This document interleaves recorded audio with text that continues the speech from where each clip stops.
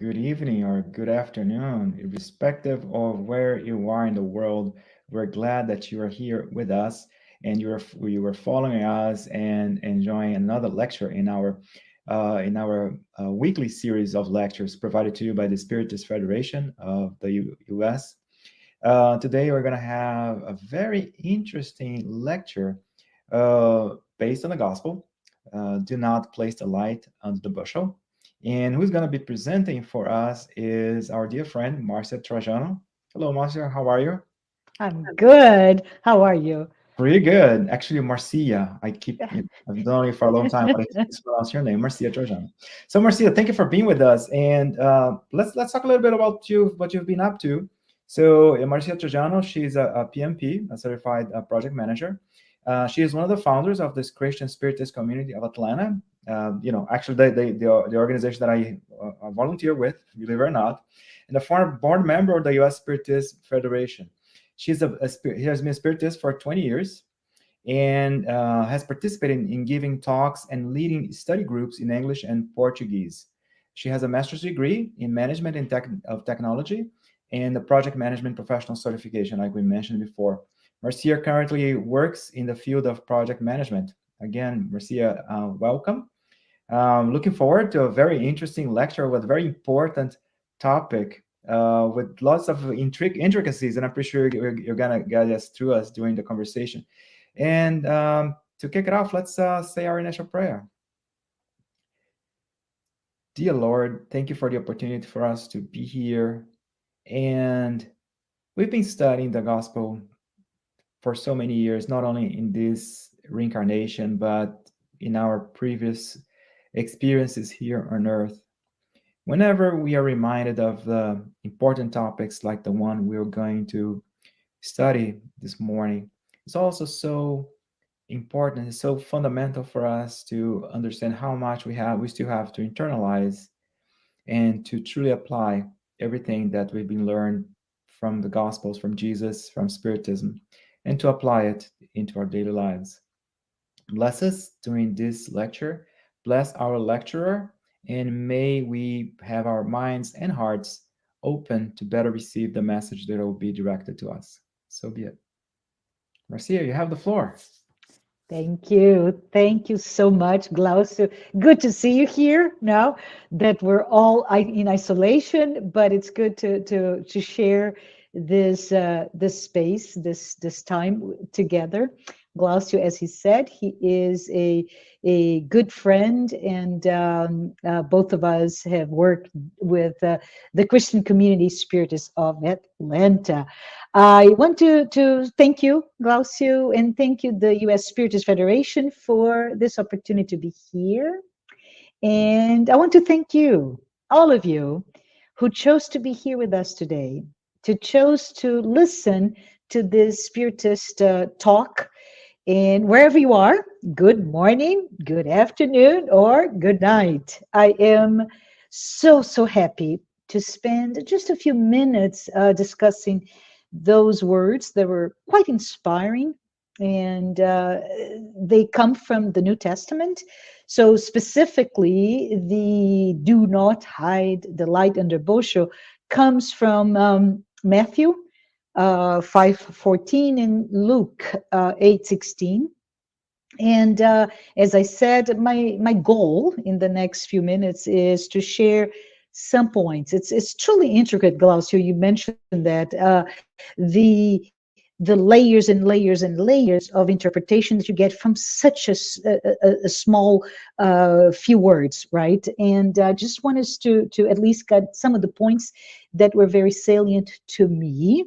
And just wanted to say the message, if we have time, I don't know if we will, but we'll also discuss some of the topics in the 24th chapter of the Gospel according to Spiritism.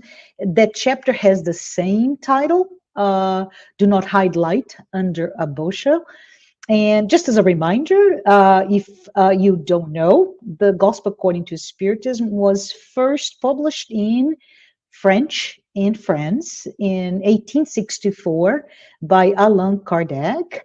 It is a book that relates the teachings of Jesus with Spiritism.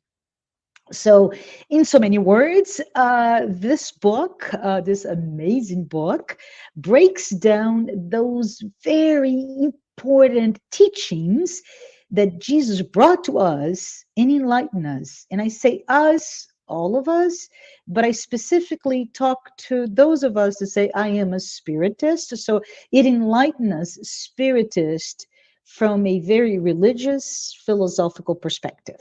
Right? So, as you know, this is just one of the 5 foundational books published by Allan Kardec, and those were all published in the second half of 19th century. Why do I say that? Because of the message biblical 2,000 years ago. And we're now talking about those foundational books written 150 plus years ago. So with that, I'm going to say that let's go to the next slide. And I'm really excited that I can share the slides in this new way. Thank you, thank you. But we talk here, as I said, there's the parable, right? The light under a bushel.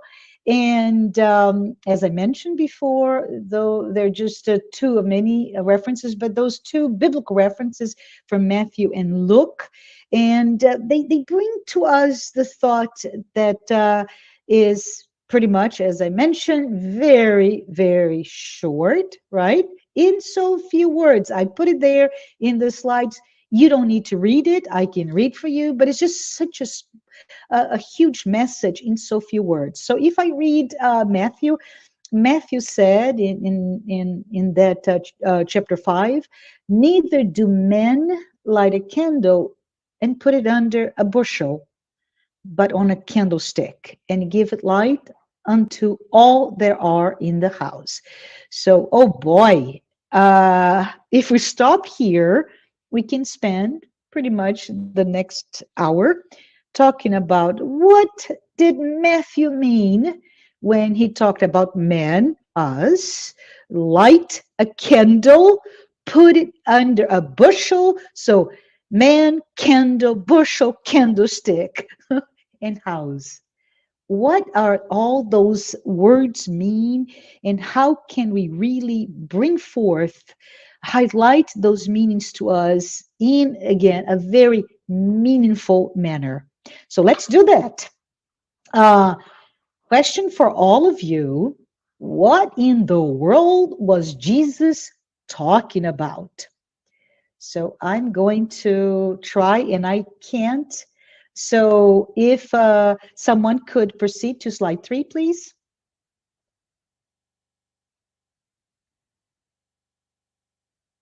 I'm sorry, can someone move the slide to the next one for me? All right, if not, I cannot move, so forgive me, it's just a slide with what we mean by candle, which is really that first level of references, right? What in the world is a candle? I'm really upset that I cannot move the slide anymore. It's something that I had technical difficulties early today, so my apologies. The candle, right? Very high level. It was a tool used in the time of Jesus. So 2,000 years ago, Middle East, Palestine. What is a candle? Candle is that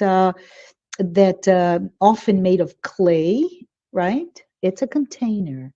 And it really means the light that can be brought into a home 2,000 years ago to light and take away the darkness that was represented. So the darkness of life, right? And I just want to say, let's start thinking and put that in our minds.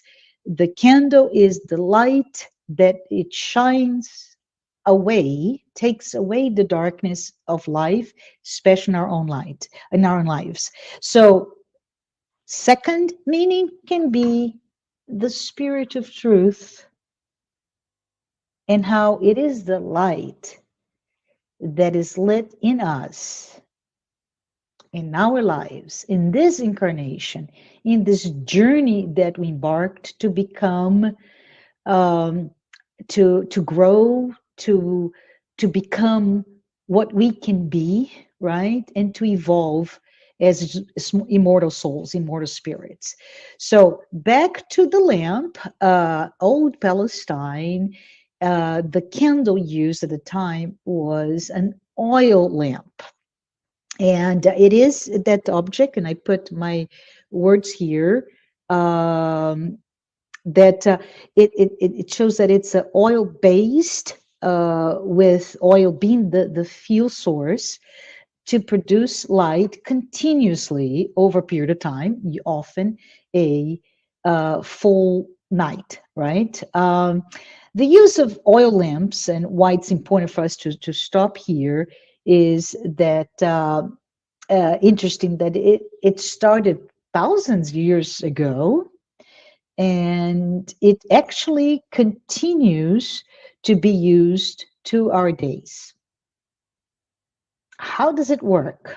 Well, just like our modern day candles, except that it's not wax, but oil, which is liquid in a container, and simply a wick that sits in the oil. Once I light the wick, it burns the oil as it's drawn through the wick. Make sense? We can think of maybe Aladdin's genie lamp. It's a little bit of what could be a candle at the time. It's a small container, as I said. You put oil, you put the wick, you turn on the light, just like you turn on the light in your homes today at night. And I just want to say, yes, we are spoiled. We just flip the switch. We don't have to do anything else. But at the time, it would be placed and high, right? Either hung or in a support mechanism, so that it would ensure our maximum ability to see in the dark during the night. The candle or candlestick would be placed in that support made of wood in the house. So if we can go to the next our next page.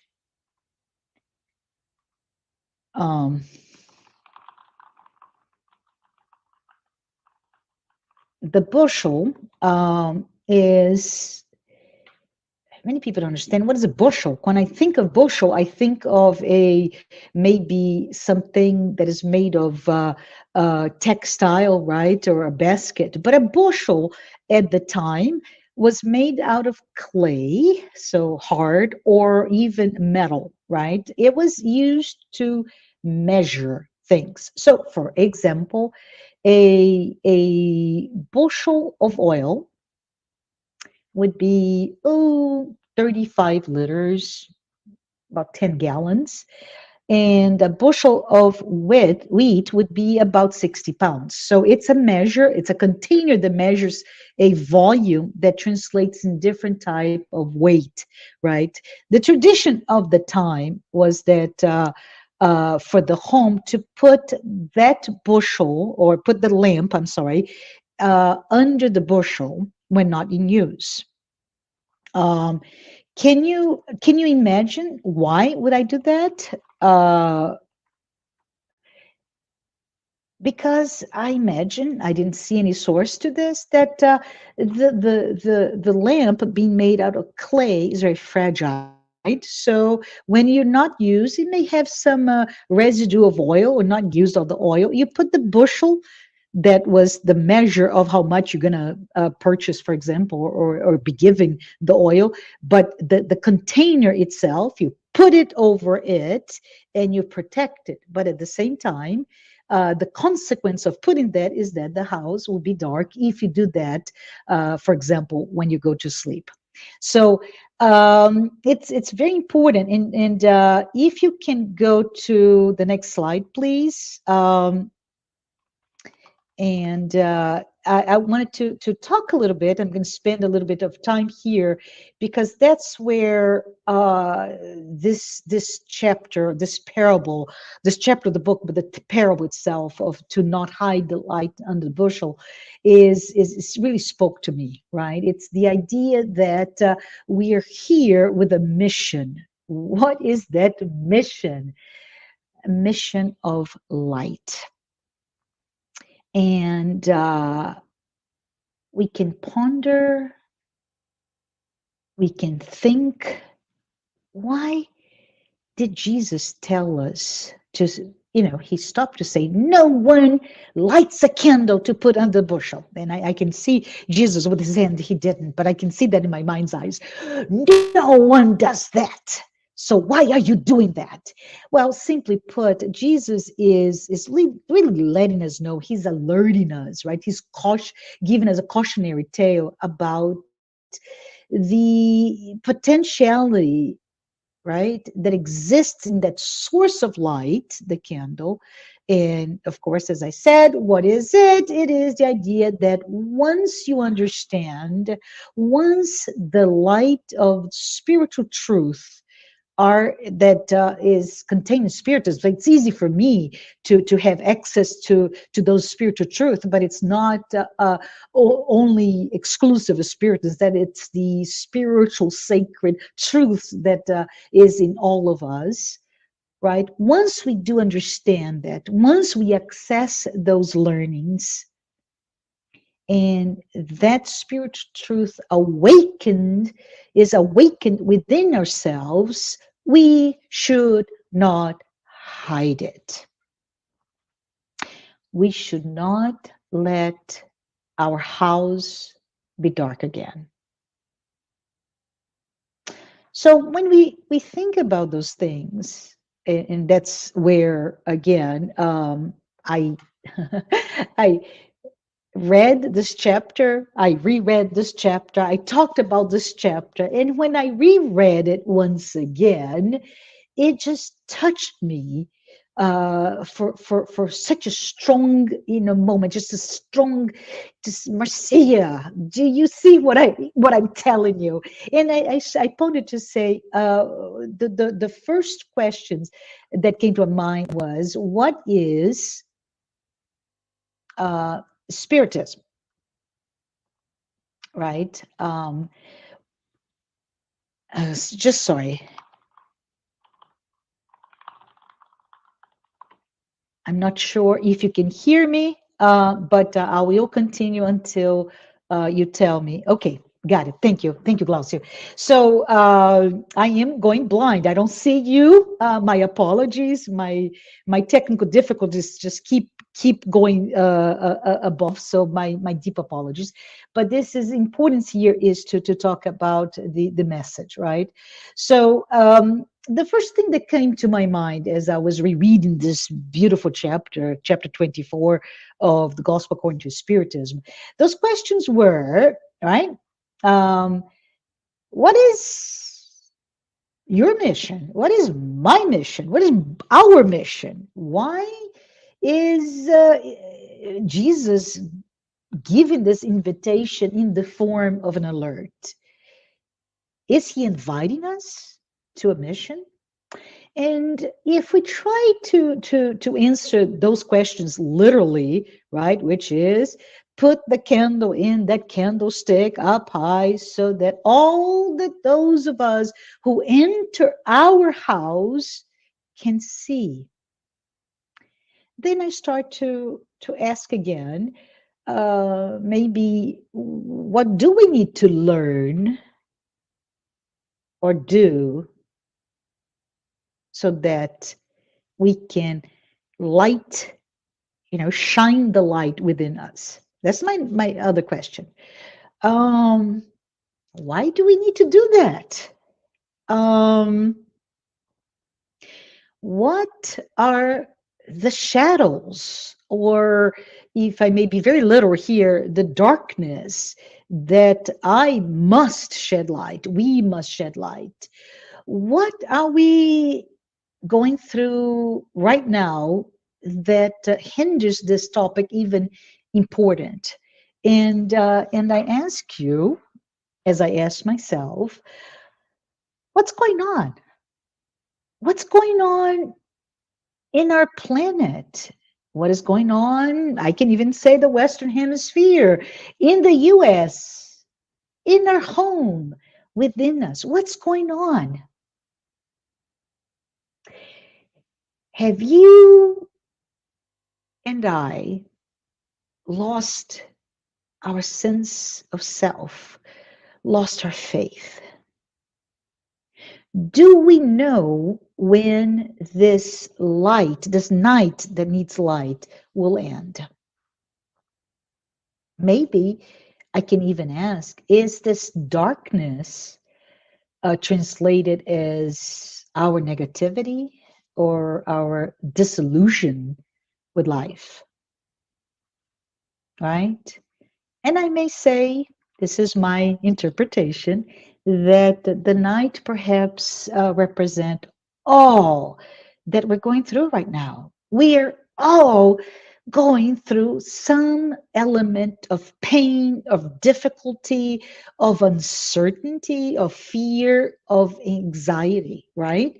And at this moment, especially now in the past 2+ years, almost 2 years, right?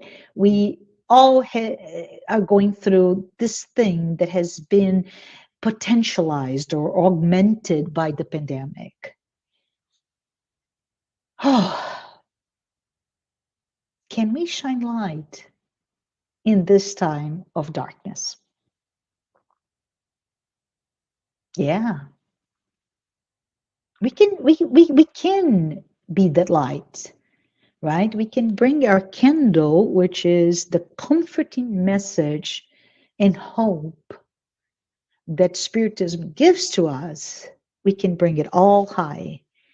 We can indeed translate, maybe like the Gospel According to Spiritism does, those words, the message that's so powerful in so few words, into the message that we have been given about our own immortality. And we can transcend the limits that perhaps our own faith may have with that. Wow, that is a lot there, right? But anyways, this parable takes the idea that perhaps, right? Perhaps, remember again, I see Jesus pointing his finger to me. Perhaps we're not shining the light, or perhaps even worse, we either are in the process of extinguishing that flame in the light, or have already done so, that our love in action, and I don't say charity, I like to say love in action, or our ability to give, our ability to help the other. And it's important for us to understand that maybe let's think in terms of what's going on, right? Maybe at this time, those constraints that have been imposed to us, those constraints have really led us to stop the source of light, right? And our own passive acceptance of the new status quo, this new way of working, the new, right? The new norm of living behind the computer screen, that may lead to inaction. So I imagine, for example, that the U.S. Spiritist Federation may already have some data points. Glaucia, I may even, if you have that information, you may share later. But maybe there's some data points available on the number, as an example, of Spiritist centers in the U.S. that have either closed or, at a minimum, limit the breadth of the work that it previously did. Right? As a consequence, the other side of it is the engagement of many that would go to a spiritual center, for example, are limited to now watch presentations like this one, this discussion, or a study group. But that's a limit in terms of how can I shine the light, because it is constrained by the words, not the action, right? So the invitation, I imagine, is that perhaps we must maintain, now that things have changed, that we are limiting our ability to be light, and we can be light by hugging someone, right? To comforting through our words, but our wisdom, our knowledge, but also our love. And it is really this invitation to maintain our own candle shining true, shining bright. How can we do this? How can we do our own part to diminish the darkness that all of us are going through? And let us embrace all. Let us spread love. Let us attack the moments that we're going through with fears, anxiety, etc., with hope and with faith. And it's very important to remember, this invitation is a 2,000-year-old invitation that is now quite urgent, and is specifically even more urgent since 2020. So if we go to the next slide, Glaucio, please, if you don't mind. If we look into the book, The Way, the Truth, and the Life, it was written by Emmanuel. Emmanuel is the spiritual author, right? And there was a work, a beautiful work that is psychographed by Francisco Cândido Xavier, known for many of us by Chico Xavier. And it's a book that is in English, and it's accessible. You can buy it today just with a click of a button, and it brings about 180 chapters. And those chapters, it's really cool because it's really chapters that help us again to understand the Christian principles, right? And I would say even the most important Christian principles, and how those principles excuse me, will lead us to something that is very important, which is our inner transformation. Right? The last chapter specifically talks about being that light, right? So again, Matthew, I already said, 5:15, he said, in the same way, let your light shine before others,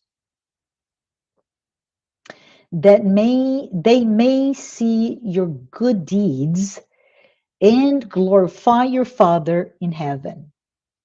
Right? In the same way, let your light shine before others, so that they may see your good, or your action, right?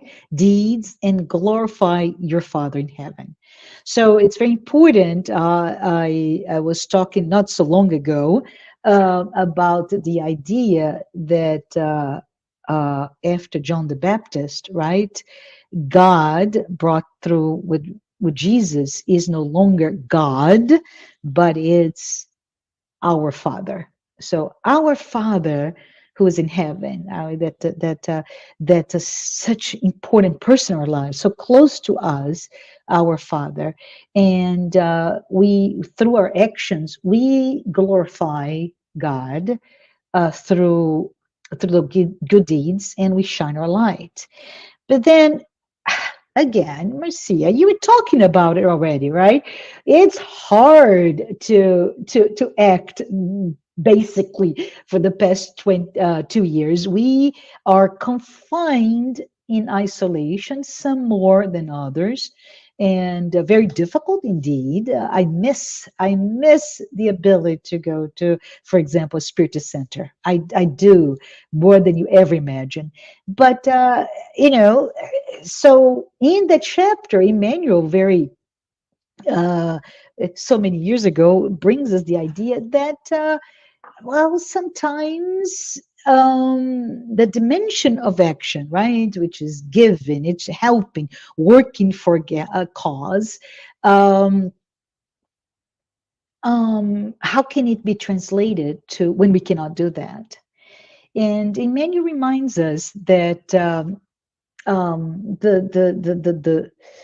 our home, who we are, right, ourselves, however small that reach may be. And we talk about here, I may know 2 people, I may have contact with 3 people, 4 people, 10. It's a very small reach, right? And it doesn't matter, Emmanuel tells us. However small our reach may be, we can still shine the light. And he reminds us that we do that through joy, through happiness. And by doing this, we shed that light, we shine that light to shed the darkness of anxiety, right? And that is a pervasive sense of anxiety that's surrounding all of us right now. We cannot diminish the impact of what we're going through since 2020, right? So he also reminds us something that's very, my goodness, so true to today. He reminds us that darkness can also be not just a result of those fears, anxieties, and uncertainties, but the result of ignorance. And he says that when that ignorance, as in lack of accessing and really understanding, right? Really understanding the words, those principles that were given to us so well, so in a way that it's internalized, right? He's saying that our reasoning, our emotions, our consciousness can start to be obfuscated, right? It can start to be hidden. So again, one more time, the message here is one that tells us that it is truly, truly urgent, and it is critical, and it is necessary that we shine our own light. And when we do that, our own inner self needs to shine bright, right? And he says when we shine bright, and we shine bright, just remembering, right? Reminding all of us, we shine bright when we have joy, right? When we are happy, when we can love ourselves, we can love the others.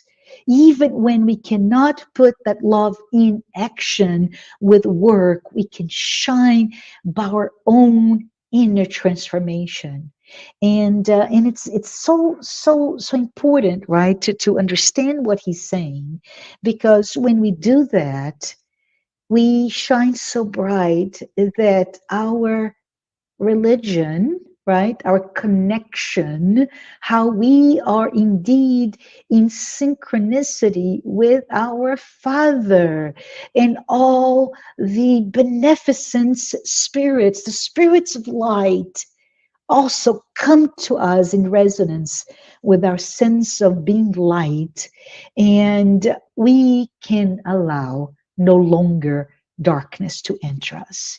We can allow no longer anxiety and fears and diminished reasoning and diminished consciousness to enter us.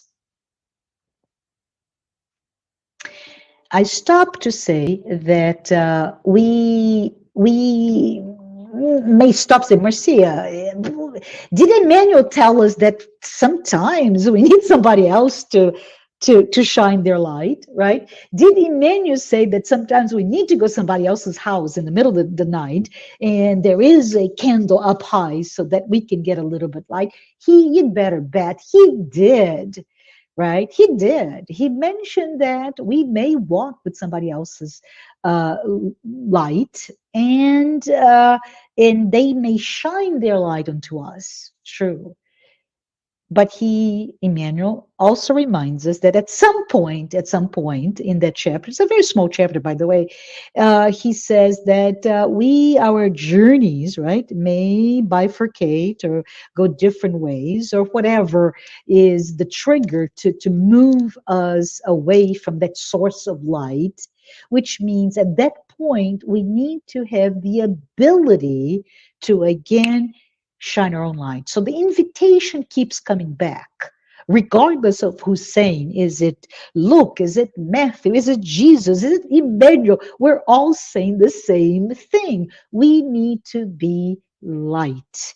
And it's interesting, just a little of words for us to ponder, and I do believe I have 10 more minutes, so we're good, is that at some point, we need to think that going back to the parable, right, that I mentioned to you that we have man, that's us. We talked about it. We talked about the candle. We talked about the bushel, but we missed the wick and the oil.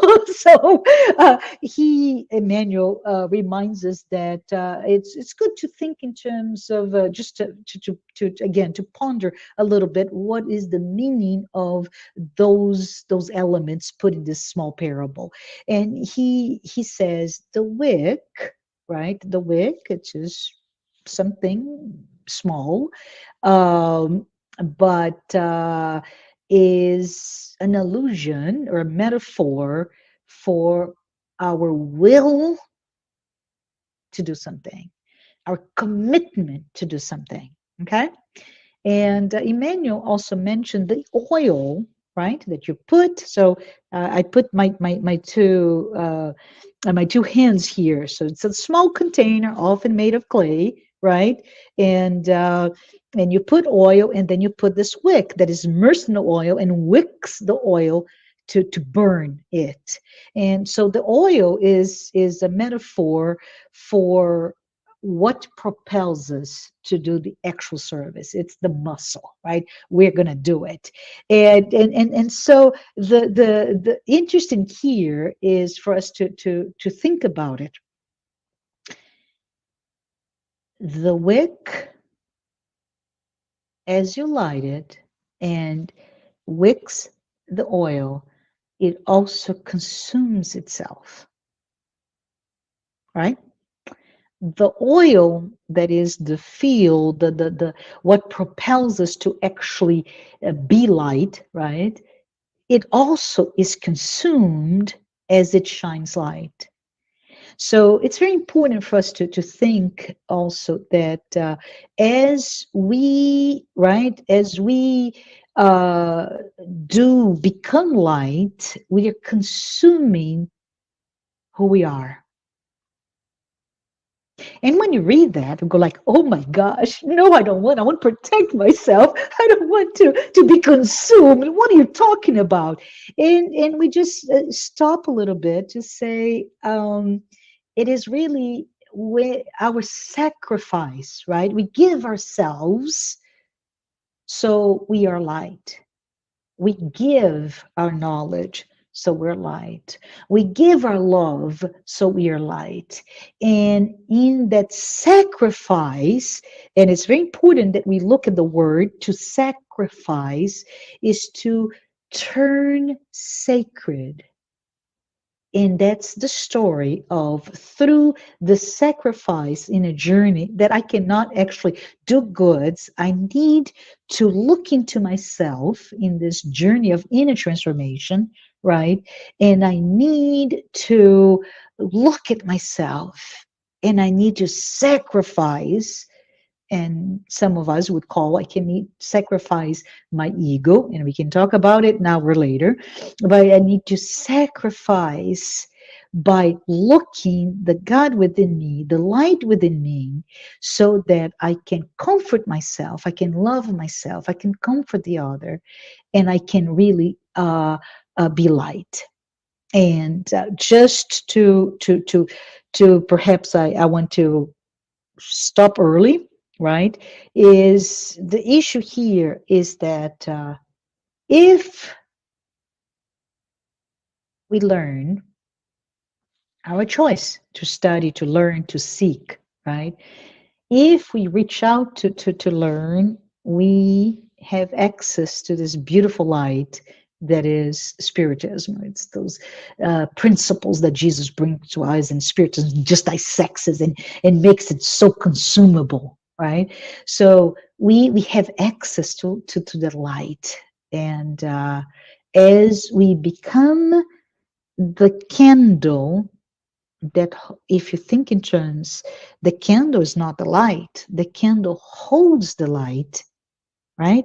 As we can become the repository of the potential of light, but we either don't light our light, or we hide that potentiality for bringing light, which is we limit our access to that knowledge, to that comforting area that Spiritism gives to us, to words, without being able to truly understand the action that is to provide comfort. And those actions can be a smile, a phone call, a text message. Technology is wonderful in that way, right?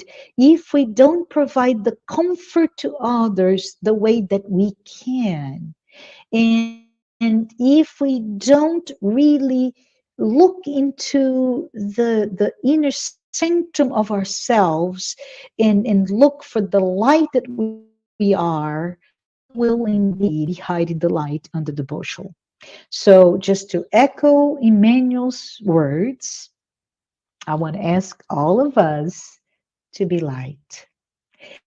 Let us shine light in our own sense of love, self-love, self-awareness, self-education, and let us sacrifice all that we are into our old selves, sacrifice our old selves so that we can become, as I said before, the word implies, sacred or godlike, divine. So with that, I would like to to stop here.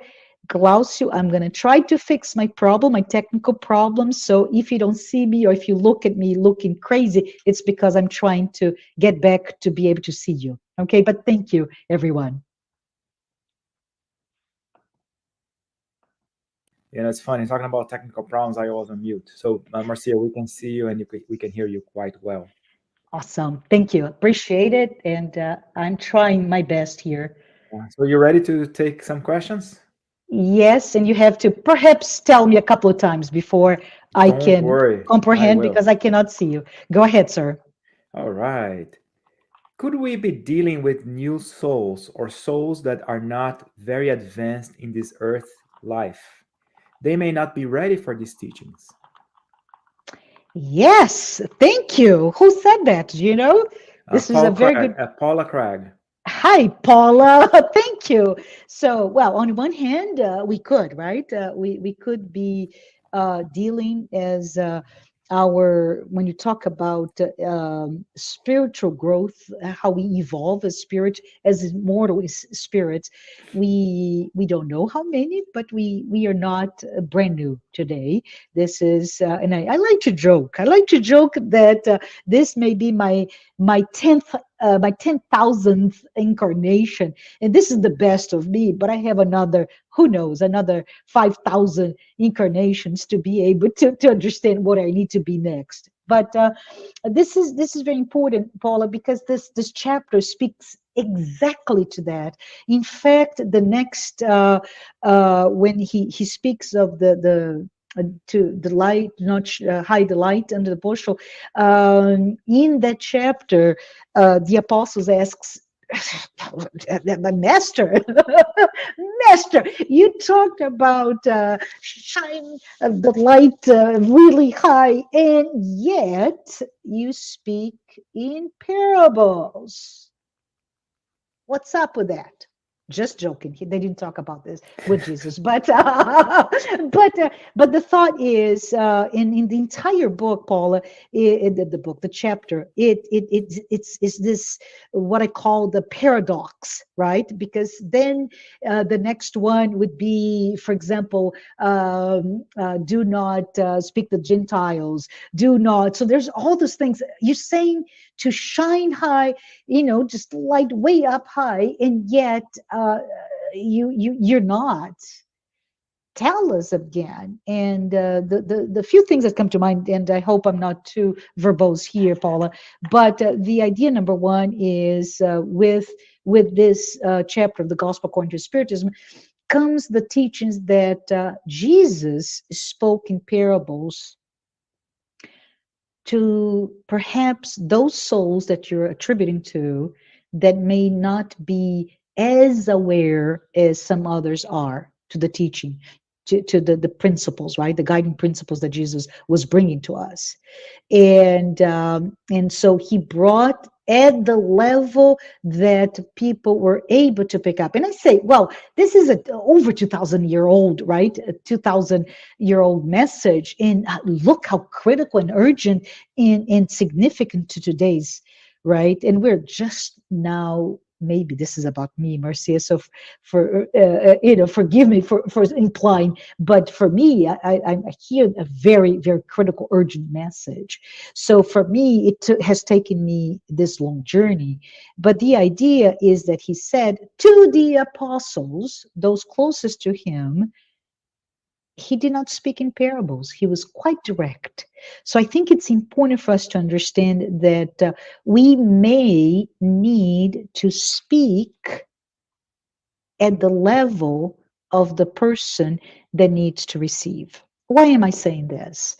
Goes back to Emmanuel. When we look at to being light, it starts with finding joy within yourself, right? And as we shed that light within ourselves, where it's quote unquote, and forgive the word, but quote unquote contagious, right? Everything we touch becomes light.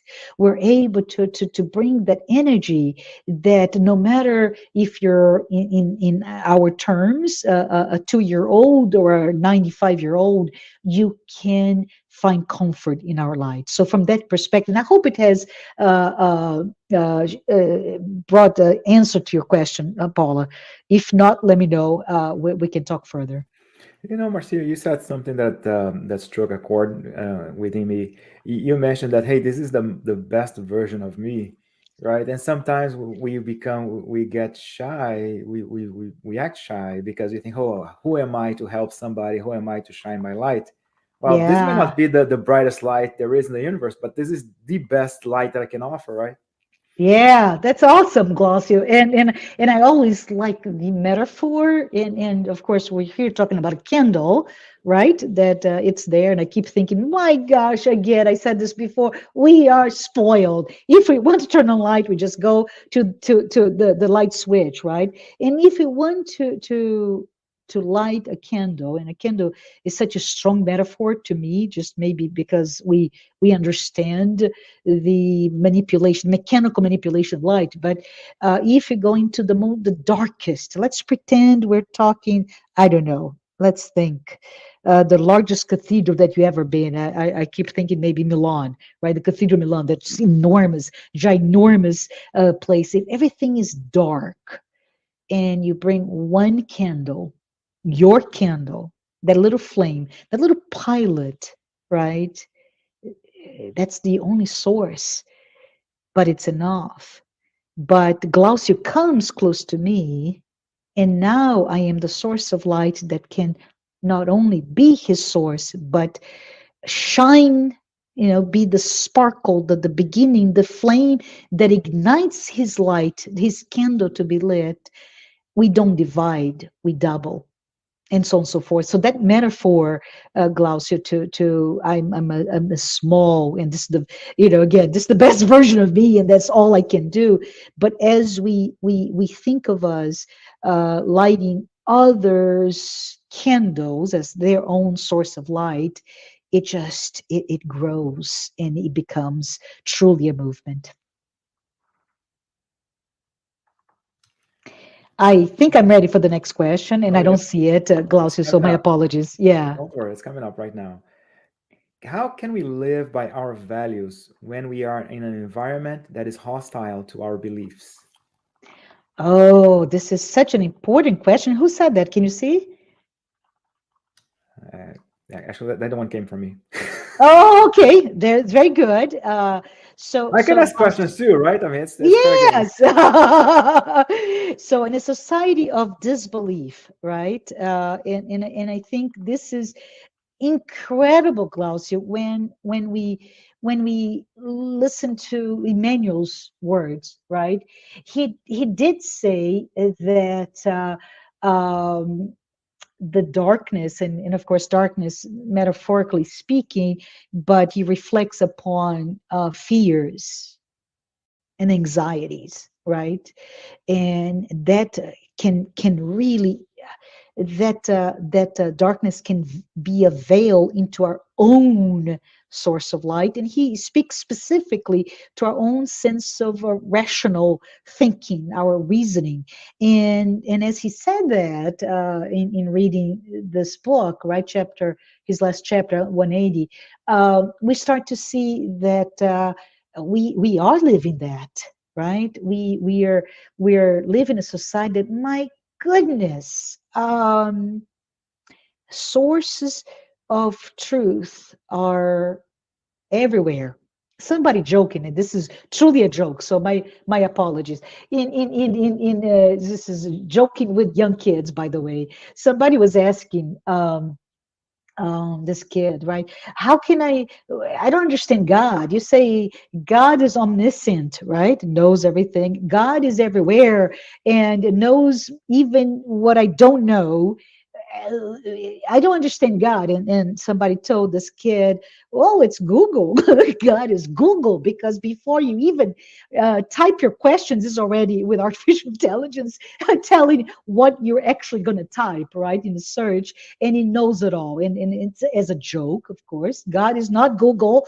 Google is not God, but it's a very interesting way to see in today's society the excess of tools and technologies. It prevails. This youngest generation has that ability to just seek, and in the libraries, no longer of Alexandria as a treasure, but the libraries of the world are contained with a couple of clicks. And knowledge is everywhere, but it's really no longer a single source of truth. Therefore, there is misinformation. And when you talk about the capability, and I don't know what's going to happen next, right? But the capability to match these the ability for anyone, me, you, anyone else, to create misinformation, right? But to with the access to in the access to misinformation, to a moment that we're going through, that we don't know the impact of what we're going through collectively in each person's home, right? I don't know yet the data on loss of jobs, how children are no longer being able to develop their social, right, that emotion intelligence through social. I don't know what is the impact to, for example, to the rate of domestic violence, divorces. I don't know. We don't have this. It's still in flight what we're going through, and as such, the pain may be lived through in so many disparate ways that I cannot quantify, and that feels the pain and the anxiety and the fears, because we still don't have an outcome. The light at the end, using the metaphor, but the light is not we haven't seen the light at the end of the tunnel. So our values in society of disbelief is one that can obscure, including ourselves. And I think the alert here is, let us be light, joy, hope, faith, and let us move away the darkness to include potentially in our sorrows and our deep state of anxiety, access to perhaps obsession and falling a prey to organized mechanism for misinformation or not, but it's all together with us. So I think how can we leave our values, how we can believe our values in a society of disbelief is, let's exercise our critical thinking, but let us be healthy emotionally, spiritually, physically. Let us be healthy when health is not abundantly available. I hope this helped, to bring light to your question, Glaucio. I'm sorry. Thank you so much. Yes, thank you. Next question. We're ready for the next question, I believe. Why do you think it took Jesus so long to bring us the interpretation of his parables? Bible readers do not believe and even call us evil with our spiritual messages. So that's came from Paula Craig again. Hey, Paula, my friend Paula, love your questions. So, yeah, it's a really good question, right? Why did it take so long? And I think, Paula, this is just me thinking on the fly. Is let's think for a minute our history, right? Our history. How do we learn, and how do we become what we are able to become? And if I put that history from, say, Jesus's time, and we can go into a lot of historical references here, like from classical time to what society was becoming, from a society that not until so long ago we were able to enslave people and no one would even blink an eye, with the torture and terrible things that were done to people just because I was born in this area of the world versus another, right? There's so many examples of things that society allowed it to exist, that it took a long time for us collectively, even though there are some spirits, as you mentioned before, or souls, they're more advanced, right?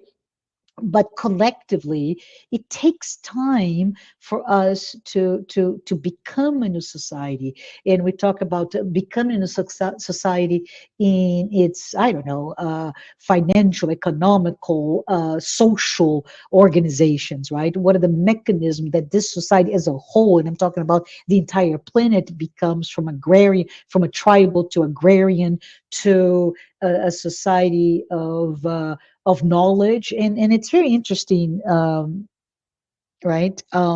If maybe, Paula, if you have not read, but I love that article or the chapter in the posthumous, I think I'm saying the word right, work by Allan Kardec, and he there's one chapter called the aristocrats, right? And in that he really goes into the iterations of our civilizations and how we become better with time, right? So when I look at your questions about why has it taken so long for us to, and we're talking, I believe you're referencing Kardec bringing spiritism to us, right? And all this really great interpretation of the Jesus guiding principles. But I think it needed that time for us to ruminate, right? Our spirits to ruminate. As we know, in our spiritual evolution, we don't skip, right? We can only become who we are, and we, in our slow progress, it is slow but it's forever ahead, we don't go back, that it takes us bringing ourselves through challenges and overcoming all forgive me for saying this, but the mess that we are in, all of the complexities and all that we bring in our brain and our emotions, etc., for us to mature as a spirit and become able to be more accepting. So I think it's in that realm that I would provide maybe an argument that Jesus' message took this long to be interpreted because we were not ready to do so. And I hope that we are better able, right? And in this chapter, again, right in the beginning, Jesus says, right, you may hear the words, but you don't listen to the message often. And I think this is very true to today. No matter, even with the richness of information and teachings that is given to us, we many times we hear the words, but we don't listen to the teachings. So thank you so much, Paula, for both of your questions. Interesting answer, Marcia. Thank you so very much. We're ready for our next one. Are the ones with difficulty to shine their light do they also have difficulty to absorb the light? Oh, good question. That came from Yasko Hi, Arakawa. Thank you, Yasko. Yasko. How are you? So it's about the difficult to shine, but to absorb. And Yasko, I would say that actually, if you go back to that chapter, I have to tell you, if you're able to read Portuguese, both the Emmanuel has that in PDF, but it has also in English as a book, right? So I would say go get it, the message, if you can have access and if you can read Portuguese, do it now, because it's amazing how one chapter tells us so much. But back to what he says, he mentions that I may not be ready to shine my own light, and yes, I can be lit by others. So if we think about, if we break down the teachings by Emmanuel, right, is the fact that it's a question of readiness, right? And I would go further, Yasko, to maybe discuss the really from a psychological term, and I'm referencing now Joanna DeAngelis' psychological series, right? The entire psychological series that was by the spiritual author Joanna DeAngelis and psychographed by the medium Divaldo Franco. But in that series, Yasko, she talks a lot about that evolution of the spirit, our evolution, and specifically she makes a lot of reference and I can talk about the book that is published in English, a beautiful book, Existential Conflict, for example, that you talk about how each and every challenge that we go through and we overcome those challenges, we grow, we evolve, right? So let us think maybe with your question that maybe today I'm unable to shine my own light, and we're talking about, again, from a psychological references of that book, the existential conflicts that reflect my current life, right? Maybe my childhood or my previous existences, all that I bring with me, it makes it really hard for me to shine that light, even as Emmanuel says, bring joy, Marcia. And I say, I can't, not yet, right? But we can start to absorb the light until the point that we're able to actually shine light ourselves. Yes, I hope that maybe gives a little moment to your question. But this is a very good question. I'd love to think more about it. So thank you very much. That was a very interesting question, but indeed. So coming out, we have more, Marcia. Go ahead, come on out. So this one comes love from the the thoughts. US, Yeah, I go know. ahead. This one came from the US Spiritist Federation.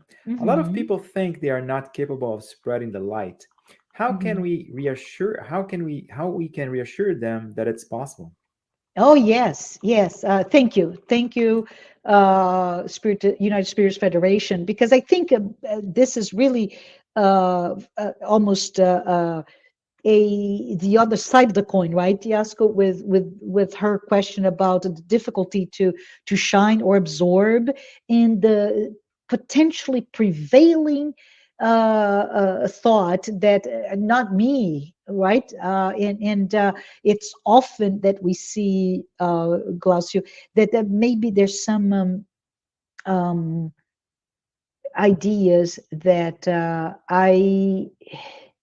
I may not be able to do, or when I cannot do, I cannot say the words, right? But most importantly, it's too hard for me to be light.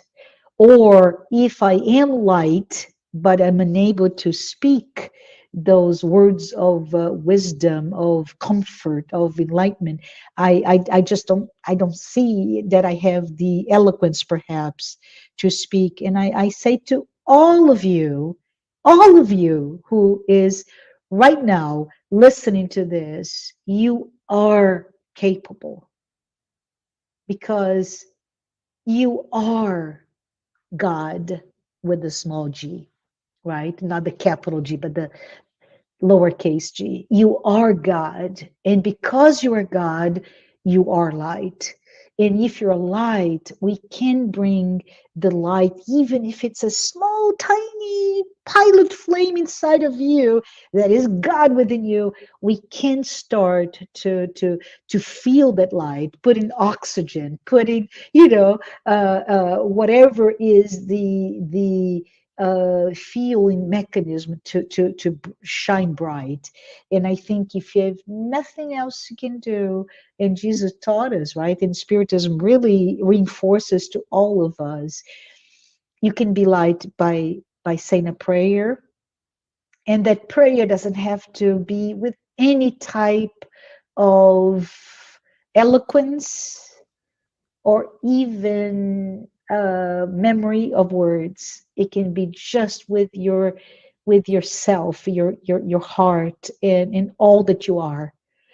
All of us, with all of our inadequacies, our difficulties, our pain points, all that we bring, all of our baggage goes back to what we said earlier, Glaucio. This is the best version of me.